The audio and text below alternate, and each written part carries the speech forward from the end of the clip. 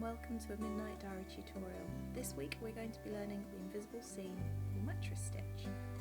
Mattress stitch is really useful when you are seaming a piece of vertical knitting like the one I've got in front of me here at the moment. As opposed to the back stitch or over stitching, you don't get a thick seam underneath on the inside of your garment, and also you end up with an invisible seam on the front. You'll need a good darning needle and some matching yarn, about 2 times the length of the seam that you are hoping to close using the mattress stitch. Now this mitt that I'm showing the mattress stitch on actually has garter edge at the bottom. I'm going to ignore the garter edge and not going right at the bottom. I'm just going to show you what it's like on the plain knit, on the stocking stitch first. So we start by attaching the yarn we're going to seam with to the work. I always like to start on the right hand side of the seam, it doesn't really matter which. As you can see, I'm just looking for the furthest column of stitches, the ones closest to the edge, and when you've found those two, you insert your needle in between them and you will be able to pick up a little bar. Sorry, it's out of focus at the moment, let's just sort that. There we are. Right, okay, so I've gone between the furthest columns of knit stitches with my darning needle and picked up a bar between them, and that's where you're going to insert. And basically mattress stitch is constantly repeating this, picking up the bars between the two stitches. Trying to get it to focus to show you, I'm having a real nightmare with this today. There we go, there we go. So yeah, hopefully you can see that nice clearly. I'm just going to draw the yarn through, not all the way, I'm going to leave about 2 inches of yarn so I can weave in the end. And now I'm going to do exactly the same on the left hand side, just encouraging it to focus, so you can see your 2 columns of knit stitches that are the closest to the edge you're going to be seaming, and I'm inserting my needle in between those 2 and just pulling up that bar between those 2 stitches, giving it a wiggle to show you there. And same again, just draw the yarn through. Careful not to draw too far, because you will then lose your little tail that we're going to save to weave in. So you can see this looks almost like the rung of a ladder. And having worked on the right and the left, we're now going to move back and work on the right again. So we're moving up 1 stitch. So you are matching stitch for stitch with mattress stitch, row for row of knitting. So between the next 2, it's so much easier, you see, to pick up that bar and repeat that stitch again, being careful not to loop through your stitches, giving it a little tug there. And again, back to the left hand side, picking up that bar of stitching. There we are.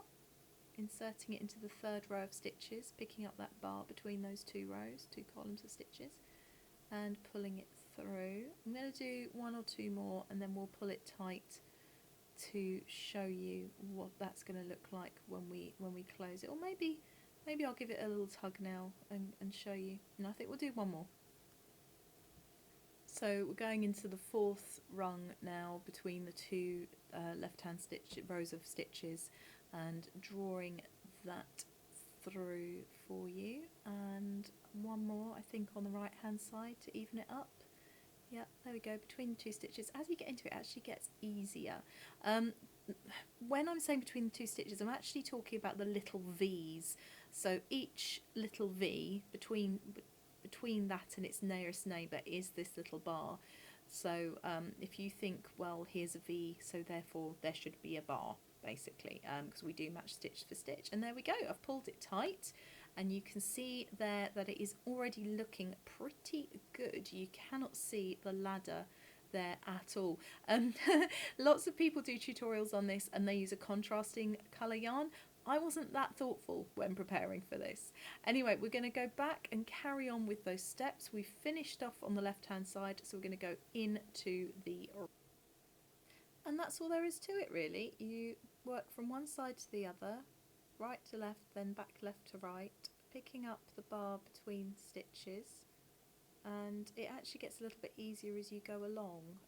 But yeah, as I say, if you think each set of V's needs a bar picked up between them, it's the slight difficulty is with stocking stitch like this is that it wants to roll in, so you might need to kind of encourage it to open up for you when you get started. You see, I had a bit of trouble with that one there. But yeah, it's honestly so simple. I put off learning this for years. I'm a big if it ain't broke, don't fix it sort of gal. I was quite happy with my dodgy back stitching and over stitching combo, but having taken the time to learn this, the results are so satisfying that I actually love using this at every opportunity. I'm just going to, if we pull that, there we go, look at it lining up beautifully. If you ignore the bit at the bottom which we haven't joined, I'm going to skip ahead. I'm going to leave you for a sec, skip ahead, and then just show you what I do for the garter ridge.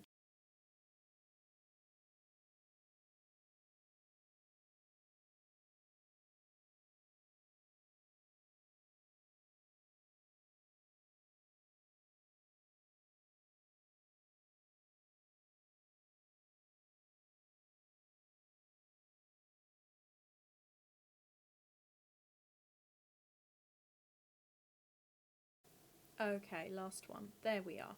So what we're going to be doing now is actually picking up in a second. I'm just doing the last knit stitch now.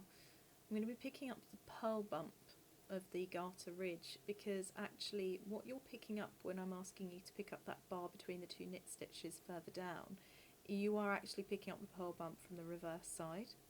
So the simplest way, by no means the most finessed way, of doing mattress stitch when you've got a garter ridge as well is to just pick up those purl bumps and work with them.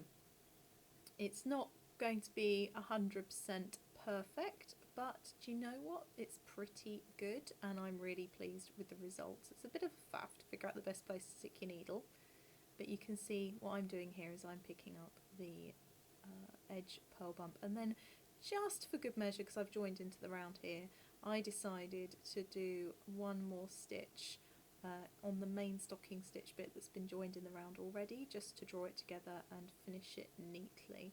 So there we have it. Shove your needle through. You can obviously weave in those ends, but yeah, that's it. A nice, neat, invisible seam. All that's left to do is weave in the ends, and I'm going to sew up the bottom bits that I didn't mattress stitch first by hand.